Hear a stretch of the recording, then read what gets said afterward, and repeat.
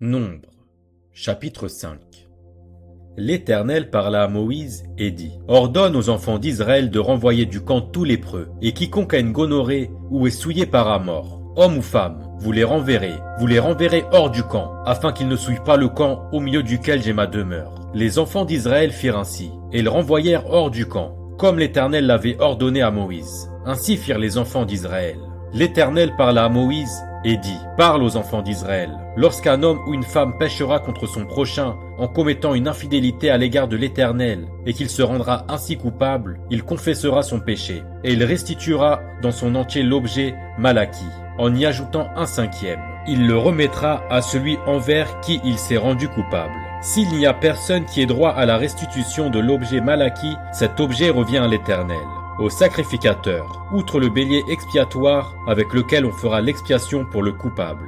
Toute offrande de choses consacrées par les enfants d'Israël appartiendra au sacrificateur, à qui elles seront présentées. Les choses qu'on aura consacrées lui appartiendront. Ce qu'on lui aura remis lui appartiendra. L'Éternel parla à Moïse et dit : Parle aux enfants d'Israël, et tu leur diras : Si une femme se détourne de son mari et lui devient infidèle, si un autre a commerce avec elle, et que la chose soit cachée aux yeux de son mari, si elle est souillée en secret, sans qu'il y ait de témoins contre elle, et sans qu'elle ait été prise sur le fait, et si le mari est saisi d'un esprit de jalousie, et a des soupçons sur sa femme, qui s'est souillée, ou bien s'il est saisi d'un esprit de jalousie, et a des soupçons sur sa femme, qui ne s'est point souillée, cet homme amènera sa femme au sacrificateur, et apportera en offrande pour elle un dixième d'épha de farine d'orge. Il n'y répandra point d'huile, et n'y mettra point d'encens, car c'est une offrande de jalousie, une offrande de souvenir, qui rappelle une iniquité. Le sacrificateur la fera approcher, et la fera tenir debout devant l'Éternel. Le sacrificateur prendra de l'eau sainte dans un vase de terre.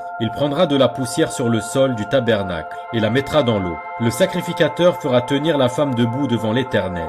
Il découvrira la tête de la femme et lui posera sur les mains l'offrande de souvenir, l'offrande de jalousie. Le sacrificateur aura dans sa main les eaux amères qui apportent la malédiction. Le sacrificateur fera jurer la femme et lui dira : Si aucun homme n'a couché avec toi, et si, étant sous la puissance de ton mari, tu ne t'en es point détourné pour te souiller, ces eaux amères qui apportent la malédiction ne te seront point funestes. Mais si, étant sous la puissance de ton mari, tu t'en es détourné et que tu te sois souillé, et si un autre homme que ton mari a couché avec toi, et le sacrificateur fera jurer la femme avec un serment d'imprécation, et lui dira : Que l'Éternel te livre à la malédiction et à l'exécration au milieu de ton peuple, en faisant dessécher ta cuisse et enfler ton ventre, et que ces eaux qui apportent la malédiction entrent dans tes entrailles pour te faire enfler le ventre et dessécher la cuisse. Et la femme dira : Amen, Amen.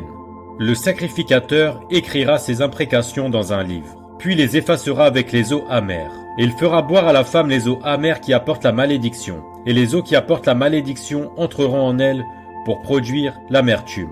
Le sacrificateur prendra des mains de la femme l'offrande de jalousie. Il agitera l'offrande de côté et d'autre devant l'Éternel, et il l'offrira sur l'autel.